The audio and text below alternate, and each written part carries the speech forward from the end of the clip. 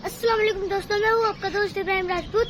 दोस्तों, आज मैं खड़ा हूँ शाही किले के अंदर और ये जो पॉइंट है ये मुझे बहुत पसंद आता है।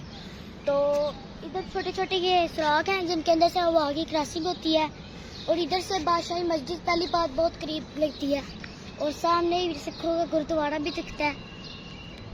और ये शाही किले के अंदर खड़ा हूँ मैं और इधर से देखें कि मीनार पाकिस्तान कितना प्यारा लग रहा है और इधर से ठंडी ठंडी हवाएं भी आ रही है।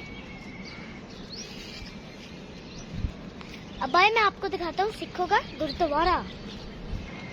ये देखिए, ये सिखों का गुरुद्वारा है और बहुत ब्राइट ब्राइट है और इसके साथ ही बिल्कुल साथ ही बादशाही मस्जिद भी है। दोस्तों, मेरा जो लाहौर है ना वो बहुत खूबसूरत है। आप जब भी लाहौर है ना तो ऐसी जगहों की सैर जरूर करा करें, आपको बहुत मजा आएगा।